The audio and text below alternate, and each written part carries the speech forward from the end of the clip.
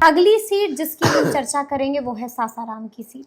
क्या खबर है सासाराम? चलिए अब सीधे आप सासाराम पर आ गए जी, शेरशाह, बिल्कुल ठीक है ना? शेरशाह सूरी। हाँ शेरशाह सूरी जी, और सासाराम सीट की चर्चा और सासाराम की उम्मीदवारी को लेकर, दावेदारी को लेकर रुपयों की बोरी की चर्चा 2020 में खूब हुई थी, याद है ना? बिल्कुल बिल्कुल। बिस्कोमान के नीचे गाड़ी मिली थी, गाड़ी में जी जी जी, बोरा ही मिला था, बिल्कुल बोरा ही मिला था, बिल्कुल। और जिनको टिकट मिलना था वे बेटिकट हो गए थे, बेटिकट हो गए, क्योंकि बोरा मिल गया था।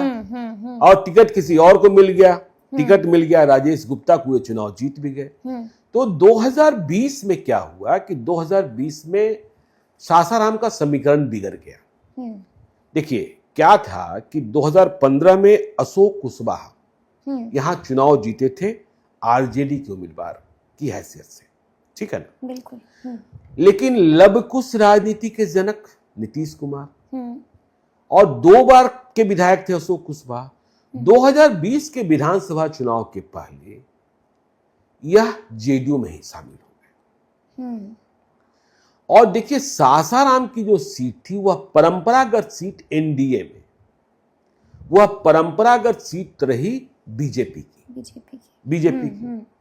तो यह सीट अब जेडीयू की हो गई 2020 में, क्योंकि अशोक कुशवाहा इधर आ गए।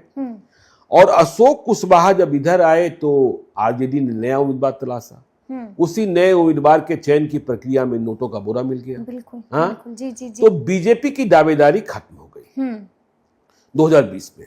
राजेश गुप्ता 83,303 मत लाकर चुनाव जीत गए आरजेडी के। अशोक कुशवाहा जो आरजेडी छोड़कर जेडीयू आए थे वह चुनाव हार गए। जेडीयू का टिकट लेने के बाद भी 56,880 मत आया, करीब 26,000 मतों से। और देखिए यहां रामेश्वर चौरसिया में चुनाव लड़ गए थे, पुराने बीजेपी नेता, बीजेपी के राष्ट्रीय मंत्री, और कहां चले गए थे, कहां हो गए निर्यात?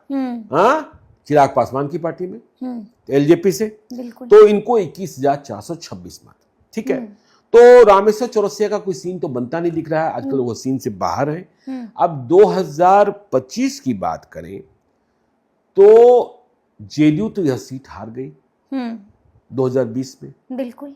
तो 2025 में क्या यह सीट जेडीयू के पास फिर से रहेगी? यह बड़ा सवाल है, क्योंकि यह सीट बीजेपी लेना चाह रही है, पुरानी सीट है। और बीजेपी से यहां जवाहर प्रसाद 5 बार विधायक बने, ठीक है ना जी। और कट्टर हिंदूवादी, अच्छा, कट्टर हिंदूवादी, समझे ना? काटने वाले हिंदूवादी, काटने वाले हिंदूवादी जी जी 5 बार रहे।